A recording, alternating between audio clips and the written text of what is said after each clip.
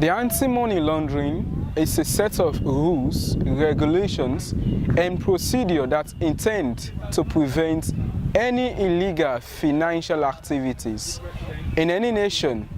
Of course, the Ministry of Finance has precisely the Deputy Minister of Finance, Dr. Patricia LAVERLEY, has presented the anti-money laundering and combating of financial terrorism to the House of Parliament for it to be amended. What this particular project is all about, the Deputy Minister of Finance, Dr. Patricia LAVERLEY, has this to say. Money Laundering and Combating of Financing of Terrorism Act 2019 be read the second time. Mr. Speaker, honorable members, in 2005, Sierra Leone passed into law the Anti-Money Laundering Act of 2005 in a bid to enable competent authorities to investigate and prosecute persons engaged in the generation and laundering of criminal proceeds. The 2005 Act was formulated by the Intergovernmental Action Group Against Money Laundering in West Africa. Sierra Leone is a signatory to other international instruments dealing with money laundering and terrorism financing, including the Vienna Convention of 1988, the International Convention on Suppression of Financing of Terrorism of 1999.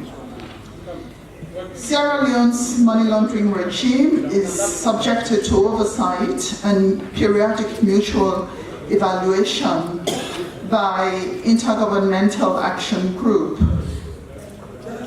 to determine the effectiveness in relation to international standards on the prevention of money laundering and terrorism financing. The mutual evaluation is a process of assessing countries' system in relation to the 40 recommendations issued by the G20 Financial Action Task Force against money laundering and terrorism financing. Mr. Speaker, honorable members, the proposed amendments shall seize the burden of proof in the event that an offense of financing of terrorism is referred to prosecutorial authorities. The proposed amendment shall correct existing errors, thereby obviating any difficulty of enforcement that may result.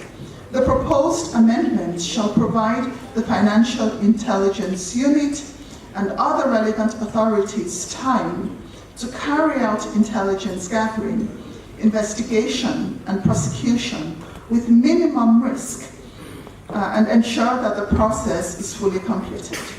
The proposed amendments would bring certainty in the enforcement regime connected with currency declaration at the ports of entry and exit, specifically at the LEONE International Airport. It is also important to note that the proposed amendment would enhance the compliance rating with global standards in relation to the combating of terrorism financing and money laundering, which is the Anti-Money Laundering and the Combating of Financing Terrorism Act 2019. I am Lukulay reporting for FTN Top News.